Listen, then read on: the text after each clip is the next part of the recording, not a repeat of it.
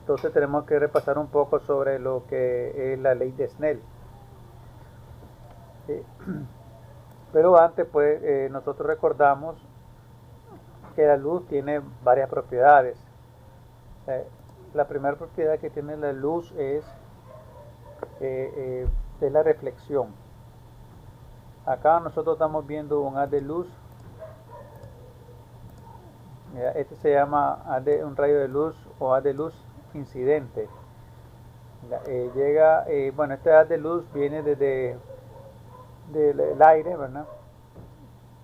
Y va dirigido hacia una superficie de agua. Ya puede ser una pila, una pana de agua, puede ser un río, un lago, el mar, etcétera. Entonces, parte de ese rayo incidente se va a reflejar en el agua, como que chocara, ¿verdad? Y rebotara. Entonces, esa parte de luz va, se va a reflejar en la superficie del agua y va a regresar del mismo medio donde viene. En el caso acá sería el aire. Acá abajo tenemos agua. Entonces, otra parte de la luz va a entrar a la superficie, bueno, en el agua, en otro medio, perdón. Pero ese haz de luz, en vez de ir en una dirección rectilínea, y al llegar a pasarle el otro medio, ella se va a desviar. Es decir, en vez de seguir esta dirección recta, ese haz de luz se va a desviar hacia acá, siguiendo una línea, ¿verdad?, que se le conoce como normal, que es una línea que es perpendicular. Acá, mire, es decir, que tiene un ángulo de 90 grados con respecto a la superficie.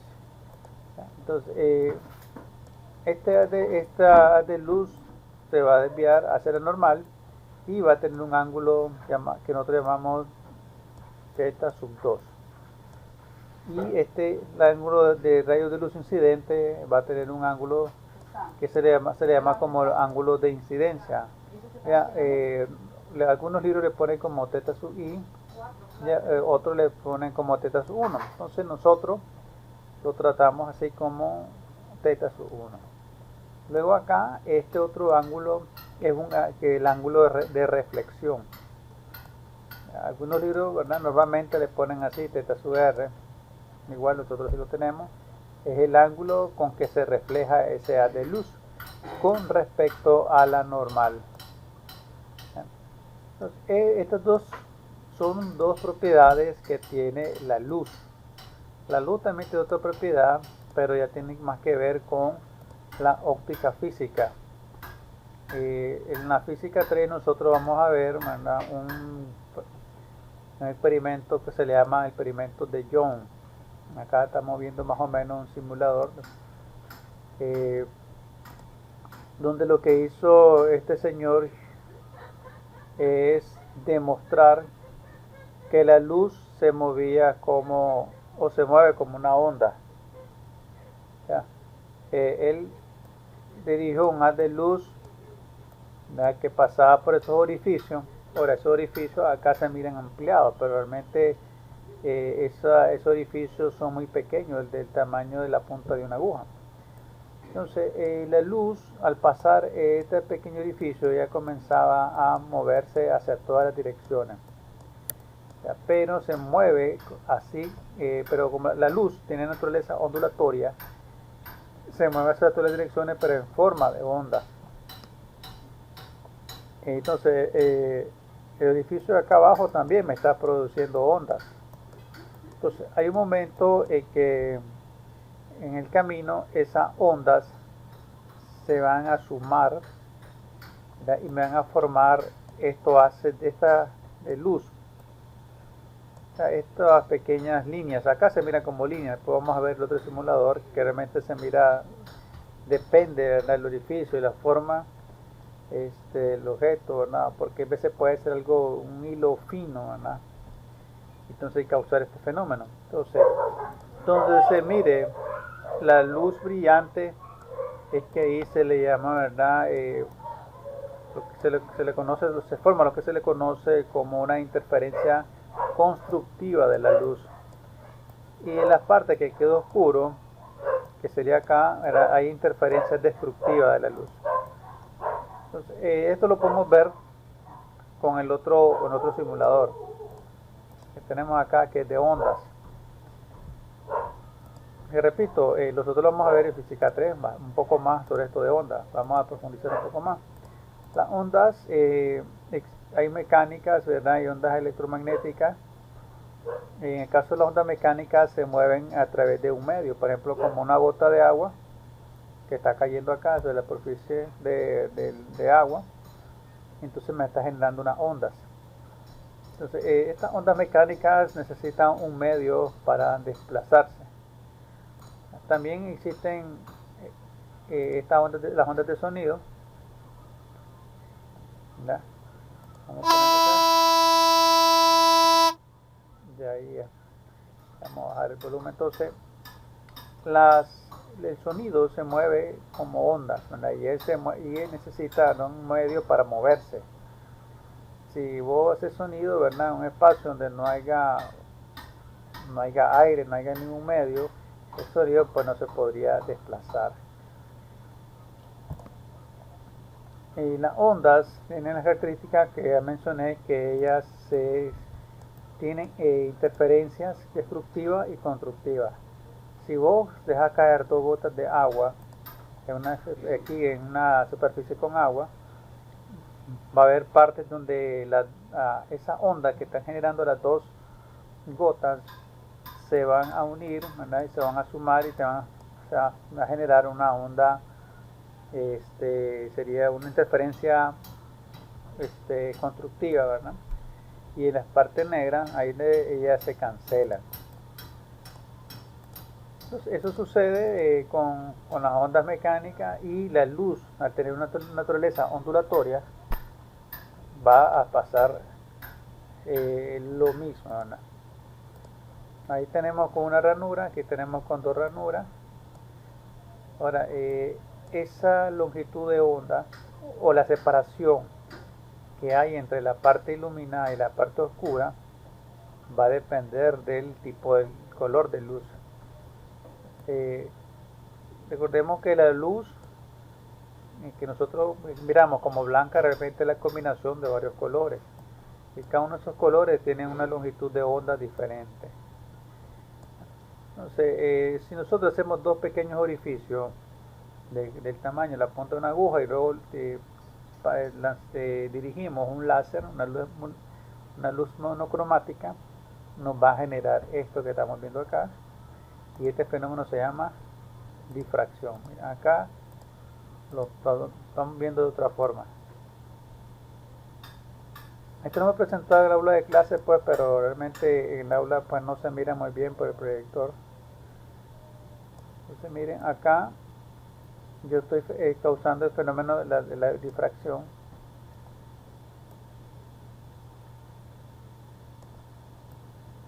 Vamos a mover esto.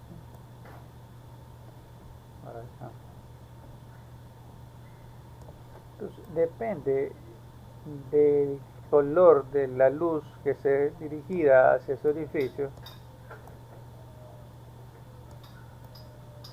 vamos a tener esas separaciones entre esas franjas de colores y las franjas oscuras. Las franjas de colores que vemos ahí es porque la luz, ellas, por la longitud de onda, ellas se suman en esa parte, y en la parte oscura es que ya se le llama, se cancela, ¿verdad? O hay una interferencia destructiva. Esto se llama difracción de la luz. El otro detalle que es lo que mencioné acá, es que la luz blanca realmente es la combinación de varios colores. Por eso es que nosotros miramos el fenómeno del arco iris. Y esto fue un experimento que hizo una persona ya hace muchos años, pues con esto demostró, ¿verdad?, que la luz realmente se comporta como una onda, no siempre como una partícula. Entonces, ¿qué sucede acá? Vos dirigís un haz de luz a este prisma debido al fenómeno de la refracción de la luz que pasa de un medio menos denso, es decir, del aire, a ese prisma, que es un medio más denso. Ahí ocurre el fenómeno de la refracción. Luego, ese de luz se va descomponiendo y sale por el otro lado del prisma y pasa de un medio sólido a un medio menos denso, ya que es decir, del prisma al aire. Entonces, como cada color de la luz se mueve con una longitud de onda diferente, entonces por eso hay un color, se va a refractar, ¿verdad?, de manera diferente al otro color. Entonces, para analizar y para saber cuál es el ángulo de reflexión, de incidencia de un haz de luz, que sería θ sub 1, para saber cuánto va a ser el ángulo de refracción, que sería θ sub 2, entonces nosotros utilizamos la ley de Snell. La ley de Snell nos dice que si vos multiplicás el índice de refracción de un medio, ¿verdad?, donde viene el haz de luz, y lo multiplicás por el seno del ángulo de incidencia, va a ser igual al ángulo de refracción por el seno del ángulo de refracción, que es ya θ sub 2. Ahora, ese índice de refracción depende del medio. Recordemos que para el vacío el índice de refracción es 1. Nosotros vimos una tablita sobre eso. Para el aire es 1.00. Por eso es que nuevamente cuando hacemos los cálculos lo dejamos como 1, lo redondeamos como 1, ¿verdad?, porque es muy parecido al vacío. Y luego el otro medio muy más conocido es el del agua, que el índice de refracción es 1.33. Entonces cada medio transparente, ya sea agua, aire, vidrio u otro tipo de medio donde la luz pueda atravesarla, entonces va a tener un índice de refracción. Y el índice de refracción, ¿qué cosa era? Pues la división o el cociente entre la velocidad de la luz en el vacío y la velocidad de la luz en el medio. Entonces recordemos que la velocidad de la luz en el vacío anda por alrededor de los 300.000 kilómetros por segundo. Esa es la velocidad de la luz. Y la velocidad del medio va a depende del tipo de medio. Entonces la velocidad de la luz puede bajar a menos de 300.000 kilómetros por segundo. Entonces, el índice de refracción, ¿qué cosa es? Es eso, la división entre la velocidad de la luz en el vacío y la velocidad de la luz en el medio. Entonces, normalmente cuando se resolvemos otro ejercicio, en S1 es de donde viene la luz y en S2 es el medio donde entra la luz. Entonces, en clase nosotros resolvimos ejercicios utilizando este simulador y utilizando la ecuación de la ley de Snell. Los que quedaron a clase, los que han llegado, pues ya nosotros lo resolvimos. Acá utilizando nuestro simulador, vemos, ¿verdad?, que efectivamente que el ángulo de incidencia es exactamente igual al ángulo de reflexión, o sea, la de luz reflejado, y el ángulo de refracción va a depender del medio. En este caso yo tengo en el medio 1 aire, el índice de refracción es 1, el segundo medio es agua y el índice de refracción es 1.33. Entonces dependiendo del material, entonces el ángulo de refracción va a variar.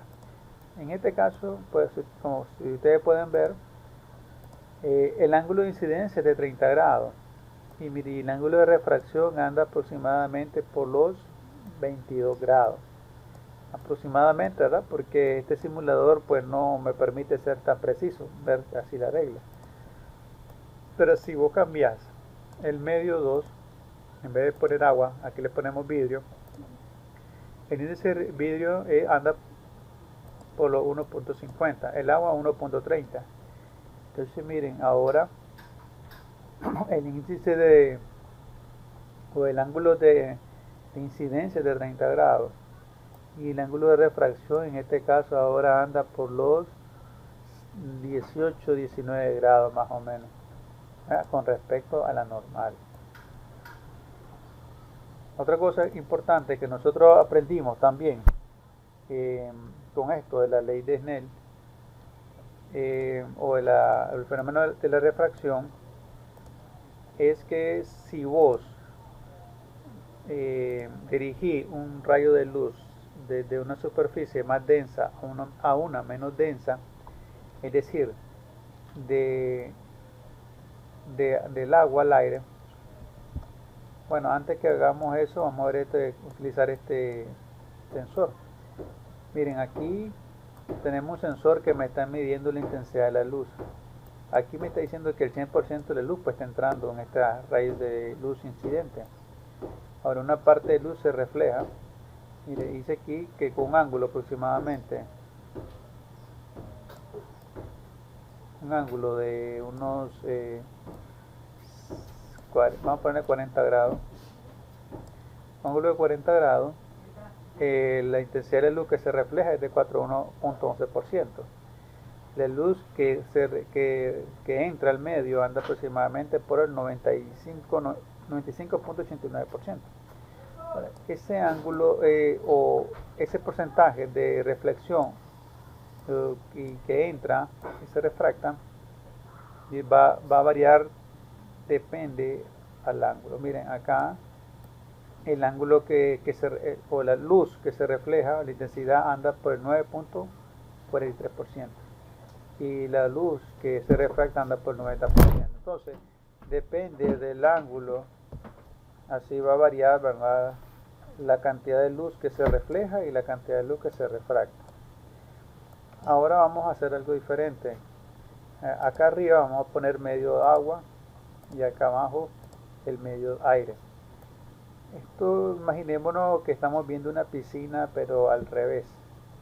Entonces nosotros estamos dirigiendo un rayo de luz desde el fondo de la piscina hacia arriba, pero solo que acá está al revés.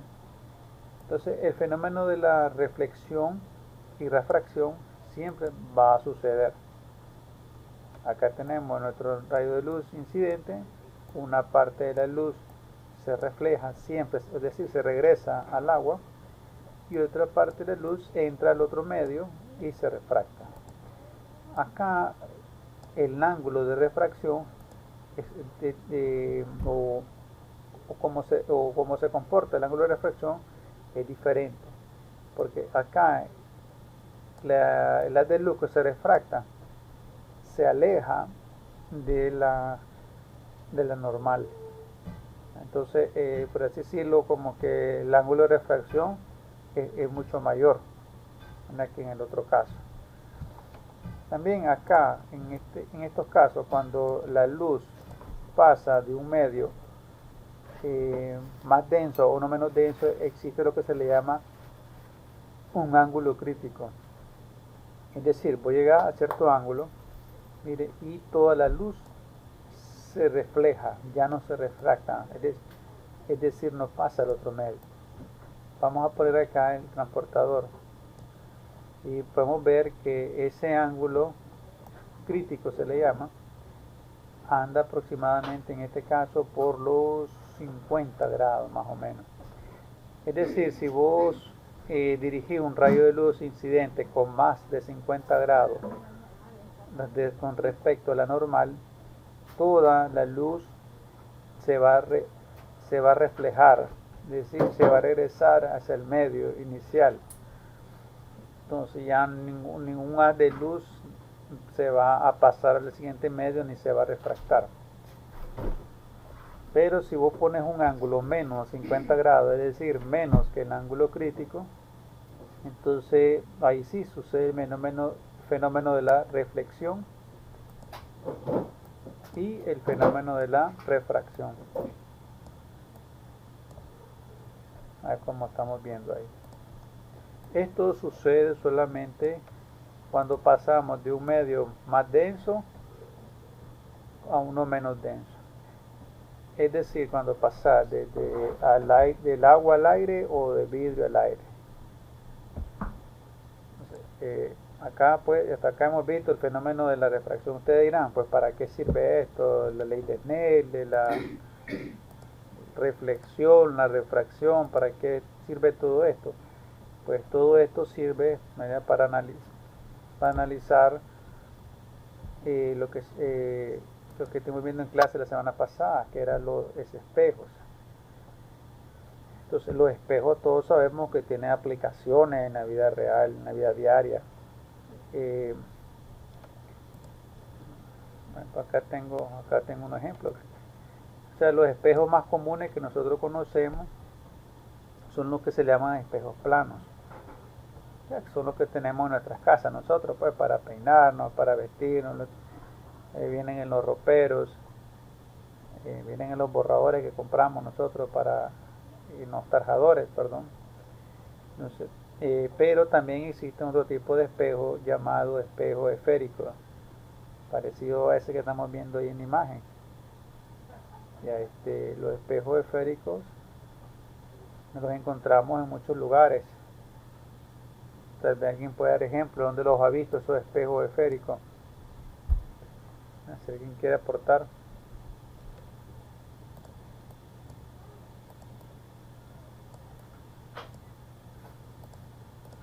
Montan un poco. Entonces ahí tenemos un espejo esférico. Tengo otro tipo.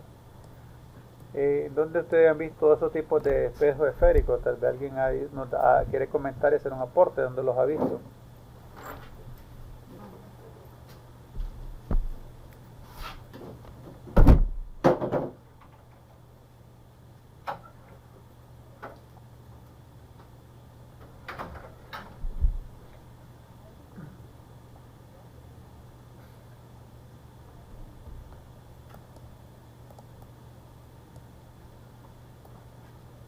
Entonces, estos tipos de espejos los encontramos nosotros en diferentes lugares, ¿verdad? Podemos encontrar en alguna tienda, en los supermercados, porque con este tipo de espejos, por ejemplo, ese que estamos viendo ahí nosotros, se le conoce con espejo convexo, que tienen la propiedad de reducir, de tener mayor amplitud y te reduce la imagen.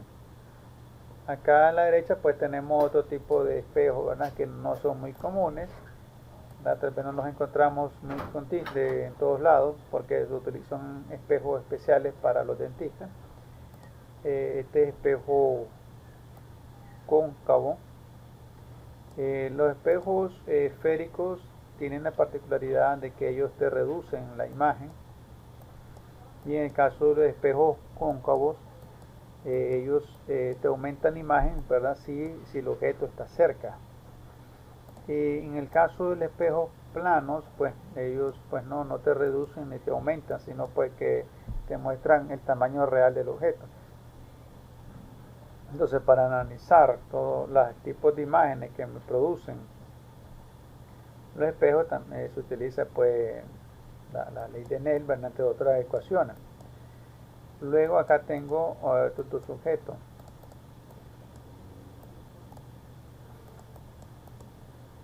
Entonces acá tengo una lupa y unos anteojos. Estos pertenecen al grupo que se le conoce como lentes. Recordemos que los espejos, no sirve, lo que ellos sirven, o la función principal de ellos, de reflejar la luz, y nos permiten pues ver objetos. En el caso de los lentes, ellos no reflejan la luz. Entonces, en el caso de los espejos, se manifiesta el fenómeno de la reflexión. Y en el caso de los lentes, como las lupas y los anteojos, telescopios, lo que hacen es, ellos dejan pasar la luz, y la luz en ese caso se refracta. Y de acuerdo a la distancia del objeto, entonces así vamos a ver nosotros una imagen o vamos a ver un tipo de imagen. Entonces estos se llaman lentes y estos otros se llaman espejos. Entonces la semana pasada nosotros estuvimos analizando, hicimos un ejercicio, si no me equivoco, de espejos. Creo que hicimos fue un espejo convexo. Acá estamos viendo el simulador de un espejo plano. Voy a ver, acá está, el espejo es plano, parecido a los espejos que utilizamos nosotros en la casa. Entonces, lo que acá vemos, no importa dónde te ubiques vos, la imagen, esta que está acá es la imagen, le vamos a poner una I, esta I mayúscula me indica que es una imagen y acá el objeto. Entonces, no importa a qué distancia nos ubiquemos el objeto del espejo, la imagen que vamos a ver en el espejo siempre tendrá el mismo tamaño o la misma altura. Nosotros le vamos a llamar H'. También algunos libros le llaman Y o Y'. Y en el caso de la altura del objeto va a ser la misma que el de la imagen, o al revés, ¿verdad? La altura de la imagen, la misma altura del objeto. La imagen siempre va a ser virtual, ¿verdad? Aquí se le dice virtual porque la imagen se va a producir en el espejo, ¿verdad? Entonces, esto se le conoce como espejo plano. Luego tenemos los espejos convexos, como en este caso. Un espejo convexo pues, es un espejo esférico, es decir, que vos te mirás acá en la parte de afuera de la curvatura. Recordemos que se llaman espejos esféricos porque estos espejos son como un segmento de una circunferencia, más o menos así. Entonces nosotros en los espejos esféricos, recordemos que este tipo de espejo es el como que usan en los vehículos y los que usan en esos centros comerciales, pues para poder ver una imagen más amplia. Entonces,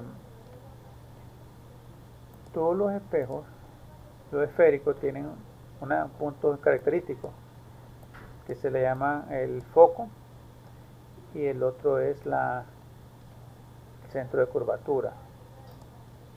Entonces, el centro de curvatura siempre va a ser el doble del foco, o puedes decir que el foco es la mitad del radio de curvatura.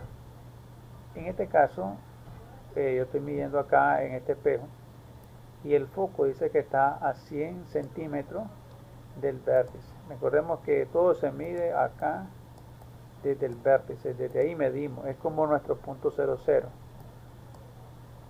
Entonces, ahí tenemos el foco, a este punto que está acá, amarillo, y a 100 centímetros de ese punto a la derecha tenemos el centro de curvatura. Entonces, este centro de curvatura se representa con una letra C. Es decir, ese centro de curvatura es como que fuera el centro de nuestra circunferencia a la que forma parte este espejo. Es decir, vos podés prolongar este espejo así o proyectarlo más. Entonces, y desde el centro de curvatura ya se proyecta el radio. Entonces, desde donde vos proyecté, ¿verdad? Acá tenemos el mismo radio. Entonces, en este simulador yo estoy utilizando un radio de curvatura de 200. Es decir, que acá este radio es de 200 centímetros. Entonces, los espejos esféricos es un segmento, por así decirlo, de una circunferencia, ¿no? Es parte de una circunferencia. Los espejos convexos, ¿qué características tienen? Pues la característica es que, parecido a los espejos planos, la imagen siempre se va a producir acá dentro del espejo. Y la característica principal que tiene es que la imagen siempre va a ser reducida. Miren, no importa donde vos te ubiques. En los espejos planos recordemos que no importa donde vos te ubicaras, y la altura y la dirección de la imagen es la misma. Entonces, en los espejos convexos, la imagen, es decir, esta que está acá la imagen y acá el objeto, la imagen siempre va a ser reducida, va a ser derecha. ¿Por qué se le llama derecha? Porque tiene la misma dirección del objeto, no está invertida. Y es virtual porque se produce siempre en el espejo. Entonces, y no importa qué distancia que te hagas vos, siempre te va a reducir la imagen, siempre se va a ver virtual y siempre se va a ver derecha. Pero los espejos cóncavos ya es más complejo la situación, porque el espejo cóncavo va a depender de la ubicación del objeto. En este simulador también nuestra distancia focal tiene una longitud de 100 centímetros. Este es nuestro foco. Por acá va a estar el centro de curvatura. Entonces, el centro de curvatura es de 200 centímetros. Y la distancia focal es la mitad. Entonces serían 100 centímetros. Esa es la distancia focal. Entonces, la imagen que nos va a producir este tipo de espejo va a depender de la ubicación. Entonces, por lo general, estos tipos de espejos nos producen imágenes reales. Es decir, que la imagen se produce fuera del espejo. Es decir, la luz se rebota y la imagen se está produciendo afuera del espejo. Entonces, cuando la imagen se produce acá, al lado derecho, o sea, dentro del espejo, se le llama imagen virtual. Y cuando se produce acá, del lado del objeto y fuera del espejo, se le llama imagen real. Entonces, si el objeto, miren, está antes del centro de curvatura, ¿dónde está el centro de curvatura? Acá, miren, y lo puede ver. El centro de curvatura está ahí en el punto C. Entonces, si el objeto, que es este lápiz, está antes del centro de curvatura, dice que me va a producir una imagen. Voy a borrar aquí el centro por acá. Que va a producir, miren, una imagen real. ¿Por qué real? Porque está a este lado, al lado donde está el objeto. Me va a producir una imagen invertida porque ustedes, si pueden ver, el objeto real, que es el lápiz, está hacia arriba, la punta. Pero en mi imagen, mire, la punta está hacia abajo. Quiere decir que la imagen es invertida. Y la imagen entonces sería, y reducida. Entonces la imagen es reducida, invertida y real, porque está al lado del objeto, ¿verdad? Está fuera del espejo. Luego, si vos te moves más al objeto y te ubicas propiamente sobre el centro de curvatura, miren, me va a producir ahora una imagen siempre invertida, porque está hacia abajo, miren, invertido el lápiz. Me va a producir una imagen real y del mismo tamaño que el objeto. Seguimos moviendo el lápiz. Miren, y ahora el lápiz está entre el centro de curvatura y el punto focal. Y ¿cómo va a ser la imagen que me va a producir ese espejo? Acá lo tenemos en la imagen, miren. La imagen va a ser aumentada, invertida, porque siempre está hacia abajo, se invirtió la imagen, y va a ser real.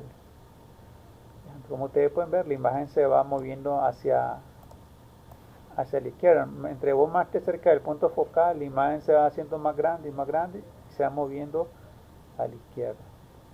Luego, si vos te ubicas propiamente en el punto focal, miren que ya no se nos forma ninguna imagen.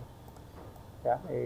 Pues, ya no, porque los rayos de luz, ustedes pueden ver, miren, que se refractan, perdón, que se reflejan.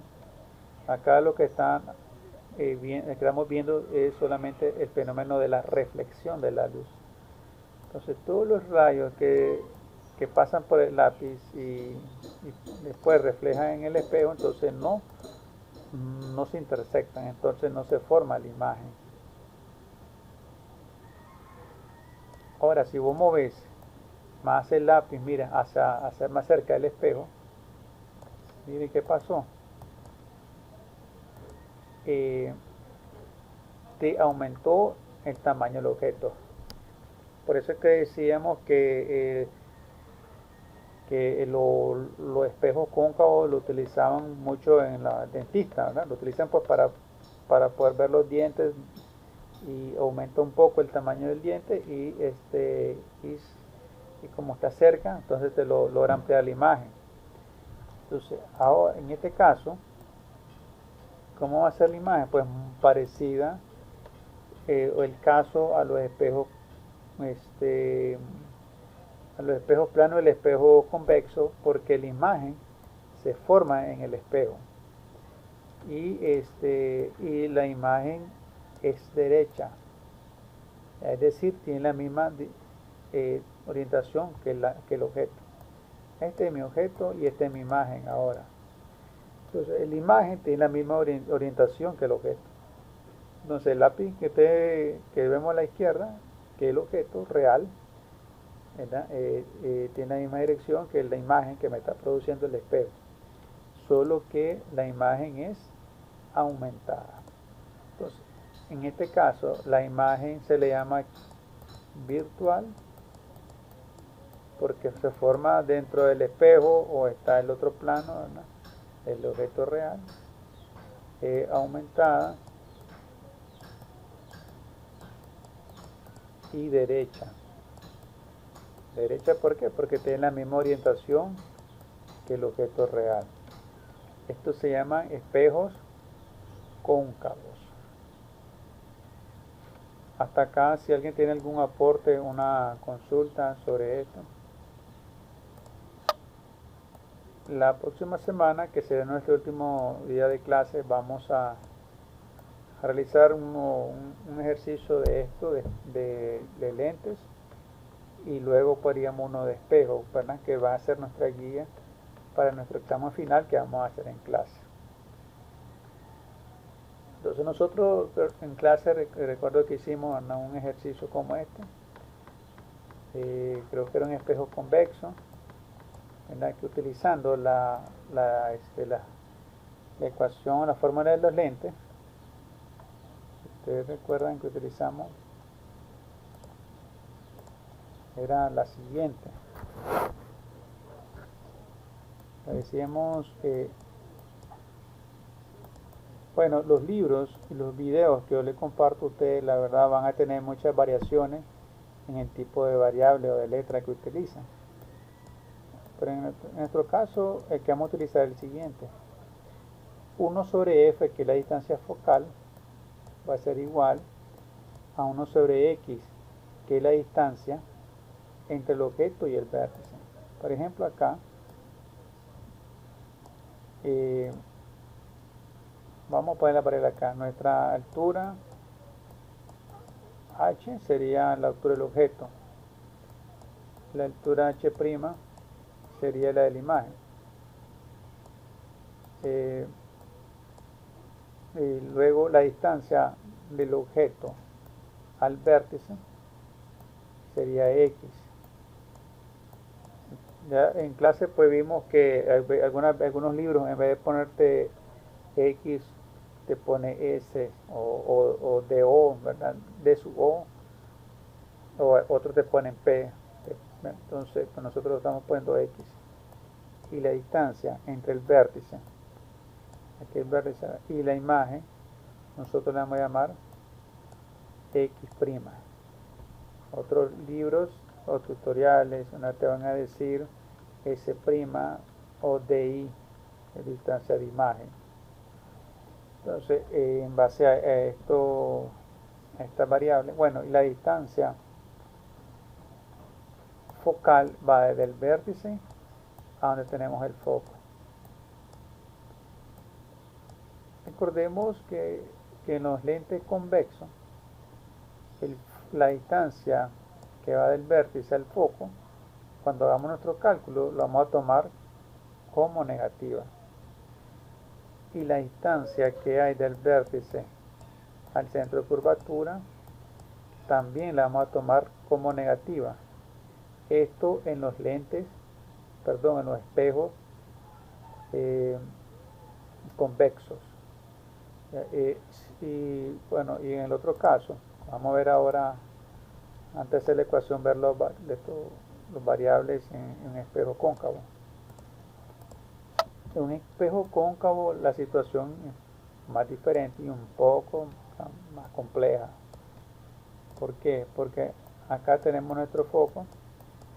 La distancia focal de ese punto, ¿verdad?, al vértice va a ser positiva, a diferencia de los lentes convexos, que es negativa. La distancia al centro de curvatura también va a ser positiva. La altura del objeto normalmente siempre es positiva, pero hay un detalle. Bueno, la distancia del objeto al vértice X va a ser positiva. En el caso de lo convexo, ahí se me olvidó, pero ahí tenía que ser negativa. Es decir, en los lentes convexos, como tu imagen va a ser acá, entonces la distancia va a ser negativa, ¿verdad?, porque está del otro lado. Entonces, pero aquí, como la imagen del objeto queda acá fuera del espejo y en donde está el objeto real, entonces la distancia X' va a ser positiva. Hay otra cosita. Cuando la imagen está invertida con respecto al objeto, recordemos que este es nuestro objeto donde le puse la letra O, y aquí la I mayúscula es la imagen. Entonces, si el objeto la imagen está invertida, entonces H' va a ser negativa en los cálculos. Es decir, el valor que adquiera esa H va a ser negativa. Esto es cuando sucede, cuando el objeto está, o la imagen está invertida. ¿Qué pasa si la imagen pues no está invertida? Recuerden que aquí estamos trabajando con un espejo cóncavo. Acercamos el objeto y ahora nuestra imagen es virtual, está en el espejo, del otro lado del objeto real. Entonces, aquí teníamos X'. Aquí va a ser negativo porque está del otro lado. Aquí va a ser X, la distancia del objeto al vértice. X' es la distancia de la imagen al vértice. El vértice está por acá, ¿verdad?, aquí en este punto. Vamos a ponerle los colores a la imagen. Entonces, aquí el objeto y aquí la derecha de la imagen. Entonces, en la altura de la imagen va a ser H, y la altura del objeto, perdón, al revés, la altura del objeto es H y la altura de la imagen es H'. Entonces aquí H' y H, las dos van a ser positivas, ¿verdad?, porque están orientadas hacia la misma dirección, ¿verdad?, los objetos. Entonces, estas son las variables que se utilizan a la hora de hacer ejercicio, analizar espejos. Y las dos ecuaciones que nosotros vimos la semana pasada para analizar los espejos fue esta, la ecuación general, la ecuación de los lentes o la ecuación de Descartes, que te dice que 1 entre la longitud del punto focal o la distancia focal va a ser igual a 1 entre la distancia del objeto al vértice más 1 entre la distancia de la imagen al vértice. Algunos libros tutoriales te van a poner aquí el signo menos, depende, ¿verdad? Si es convexo, si es convergente, pero vos vas a utilizar esta misma ecuación siempre. Lo único que te vas a fijar es si la distancia, o sea, si la imagen, el objeto va a tener distancia negativa o positiva, ya de acuerdo si la imagen es virtual o es real. Entonces esta es la ecuación general de los lentes. Y luego tenemos la otra, se llama relación de aumento. Vamos a ver con otro color. Normalmente lo ponen así, ¿verdad? Una letra M, que es relación de aumento. Va a ser H' entre H, es decir, la altura de la imagen entre la altura del objeto. Va a ser igual a menos el cociente o división entre la distancia del vértice a la imagen entre la distancia del vértice al objeto. Entonces voy a utilizar esa misma ecuación para los dos casos, para lentes, para espejos convexo y convergente. ¿Qué es lo que va a variar? Es simplemente ver si la imagen es virtual o es real. Entonces, si la imagen está invertida, ¿verdad? Entonces tu altura va a ser negativa, que H'. Y en el caso de la distancia, si la imagen es virtual, ¿verdad? Entonces tu distancia X' va a ser negativa. Entonces, ahí el único detalle que hay que tener cuidado a la hora de utilizar esta ecuación. Entonces, para ir terminando, vamos a ver una introducción sobre los espejos. Antes de pasar la asistencia, la próxima semana vamos a profundizar un poco más en clase sobre esto y vamos a resolver un ejercicio, por lo menos dos. La próxima semana, al ser ya el último día, vamos a tratar por lo menos unos 3 ejercicios, lo más que podamos, para que nos sirva de guía para su examen final. Yo les dije la otra vez, ¿verdad? ¿Para qué miramos esto de óptica? Pues porque todos estos conceptos el ABC para muchos inventos o equipos tecnológicos que se utilizan el día de hoy. Por ejemplo, los anteojos, las lupas, las cámaras, las fotocopiadoras, los telescopios y la fibra óptica, que es lo que está de moda ahorita para transmitir creo que internet, creo que los señales de televisión, creo que se utiliza la fibra óptica. Entonces en la fibra óptica se aplica el fenómeno de la refracción, es un fenómeno que se le conoce como refracción total interna, ustedes pueden investigarlo ahí por su propia cuenta. Entonces ahí, para terminar, estamos viendo un tipo de lentes. Entonces los lentes se dividen, lo más comunes, ¿verdad? Porque hay varios tipos de combinaciones. Los lentes convergentes, que son los lentes, por ejemplo, como estos, ¿sí?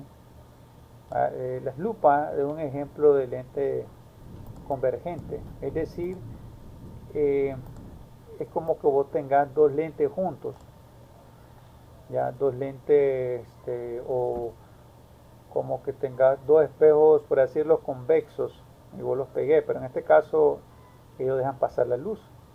Entonces en el centro vos pasas una línea y aquí tenés una parte excelente que tiene una curvatura, y el otro lado Entonces voy a tener la otra parte del lente, ya también con una curvatura. Entonces la luz, en el caso de los lentes convergentes, también las imágenes que vamos a obtener va a depender de la ubicación del objeto. Lo vamos a ver ahí rápidamente con el simulador. Entonces la luz viene, ¿verdad? Ella se va a refractar, ¿sí? Y de acuerdo a la ley de Snell, una pequeña refracción, y después va a pasar al otro medio, ¿verdad? Entonces, de acuerdo a donde caiga ese rayo de luz incidente, ¿verdad? Así me va a formar las imágenes. Los lentes convergentes, normalmente, ¿verdad? Ellos se simbolizan con una flechita, con una línea.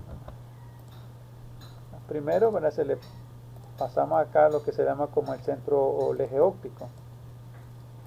Y luego se traza acá una flechita, una línea, y con ambos extremos una flechita. De esta manera. Estos son los lentes convergentes, así se simbolizan, ¿verdad? Luego los otros son los lentes divergentes. Los lentes divergentes más o menos tienen esta configuración, ¿verdad? En la parte de las orillas son más gruesas que en el centro, entonces tienen esta configuración más o menos. Entonces vos pasas acá una línea y es como que tuvieras dos espejos cóncavos, ya solo que acá son transparentes, ¿verdad? Ellos dejan pasar la luz. Entonces en un lente convexo, más o menos, divergente, lo que pasa es viene un ras de luz, ¿verdad? Se va a reflejar hacia acá, entonces una parte se va a reflejar, otra parte se va a refractar, ¿verdad? Entonces en este caso ella me va a producir siempre una imagen fuera, ¿verdad?, del espejo, ¿verdad?, que sería una imagen virtual. Entonces los espejos divergentes se simbolizan normalmente de la siguiente forma. Aquí tenemos nuestro eje óptico, luego dibujamos una flechita así, una línea, perdón, y acá escribimos estas líneas así. Entonces la idea de esto, ¿verdad?, de los lentes convergentes y divergentes, los convergentes es que ellos convergen la luz en un solo punto, y en el caso de los divergentes que ellos las rayos de luz divergen, ¿verdad? Vamos a verlo acá con el simulador para verlo mejor. Aquí tenemos un lente convergente. Aquí tenemos nuestro lente convergente. Acá a la derecha tenemos nuestro objeto y aquí tenemos la imagen. Entonces, de acuerdo a donde vos ubiques el objeto, así va a obtener la imagen. Miren, si vos te alejas, ella va a ir reduciendo la imagen. Aquí tenemos el objeto, viene la luz, pasa el lente, mire, y de acuerdo a la ley de Snell, esos ras de luz se van a desviar. Si pasa aquí por el centro, ella va a seguir una línea recta. En este otro se va a desviar por la refracción y me va a crear un objeto, una imagen. Miren, esta imagen en este caso está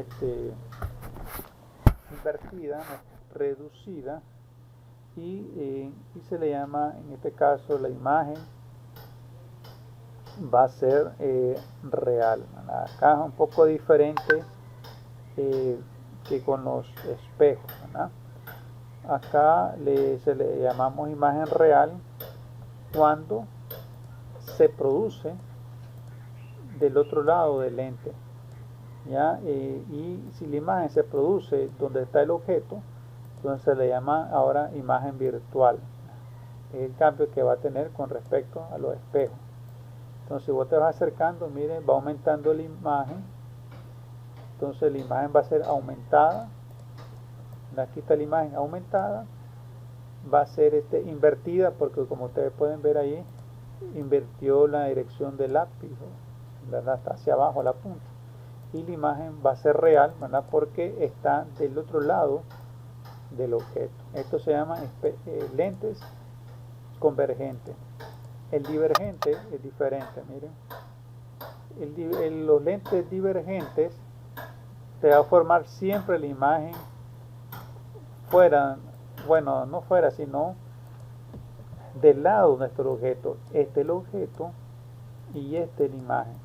Entonces, todos los haz de luces que vienen del lápiz o del objeto, miren, una parte se va a refractar y otra parte se va a reflejar para formar la imagen.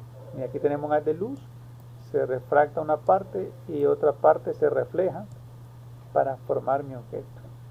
Y recordemos que el haz de luz que pasa exactamente por el centro acá, ¿verdad? Donde el centro del lente divergente o convergente va a ser línea recta, no se va a reflejar, va a pasar esta línea recta.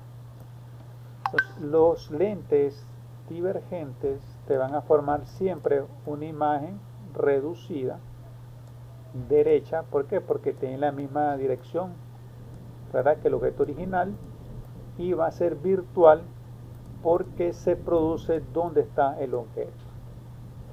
Entonces vamos a la clase hasta acá porque